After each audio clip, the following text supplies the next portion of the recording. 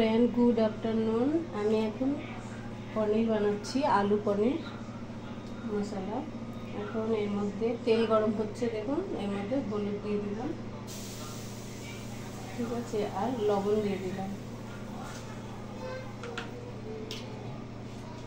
এবারে পনিরগুলো একই সাইজের আলু আর পনির কেটে নিয়েছি, দেখুন একটু বড় ছোটো। পনিরগুলো দিয়ে দেবো, মাখিয়ে নিই আগে।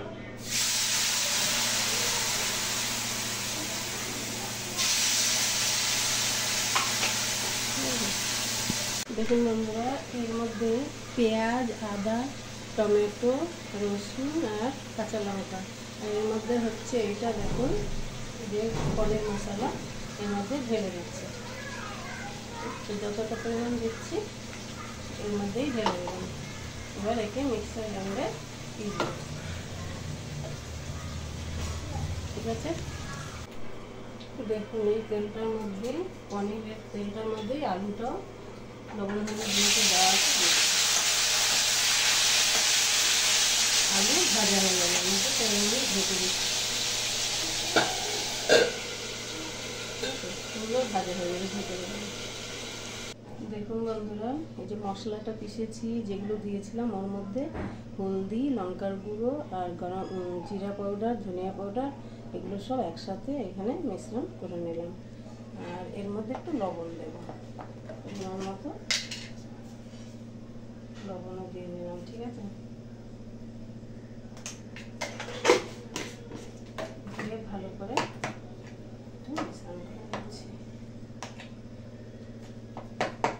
ঠিক আছে। এবার কড়াইতে তেল গরম হয়ে গেছে, ওর মধ্যে তেজপাতা, শুকনো লঙ্কা, এলাচি, লং আর দারচিনি, এগুলো সব, আর শুকনো লঙ্কা, ঠিক আছে, এগুলো দিয়ে দিলাম। জিরা আছে, তেজপাতা,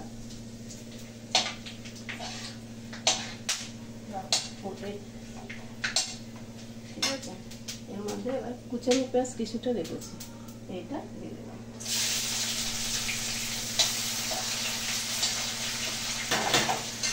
আর দেখুন আলুটা সুন্দর করে ভেজে নিয়েছি, সিদ্ধ করে, এবার দেখালাম কীভাবে, আর পনিরটা কোথায় ভেজে নিয়েছি। তাহলে এটা একটু লাল হলে এবারে মশলাটা, এবারে এই মশলাটা দিয়ে দিচ্ছি।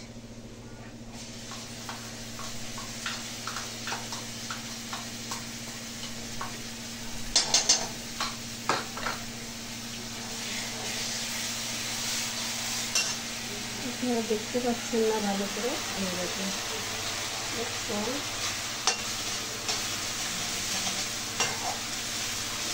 এটা যখন তেল ছেড়ে দেবে জানলে হয়ে গেছে, এইভাবে করতে হবে।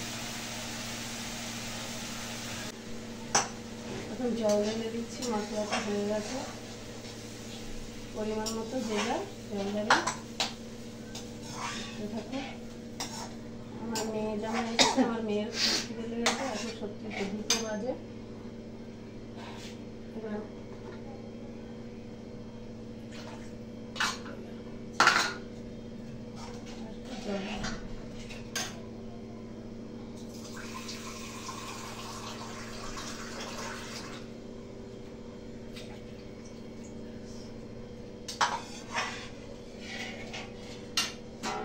একটু ঢেকে দিই, তারপরে এগুলো দিয়ে দেবো। এটা জল দিয়ে নিই, ডালটা আমড়ার ডাল কালকে। দেখুন জলটা ফুটে হতে এত খিদে লেগেছে, আমি দিয়ে দিচ্ছি এগুলো, পনিরটা একবারে ফুটিয়ে নিই।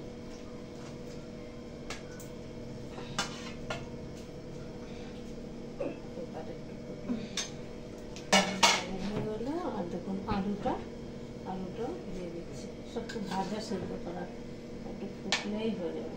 দেখ সুন্দর না কালারটা, সুন্দর না কালারটা, দেখ দেখ কেমন লাগছে দেখে, লাগছে না ভালো? দেখুন আলু আর পনিরের, দেখছেন তো।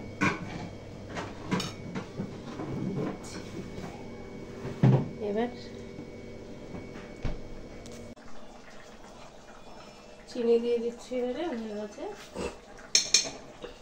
আর একটু গরম মশলা দিচ্ছি, ঠিক আছে, সামান্য একটু গরম মশলা দিচ্ছি আর ঘি দিচ্ছি।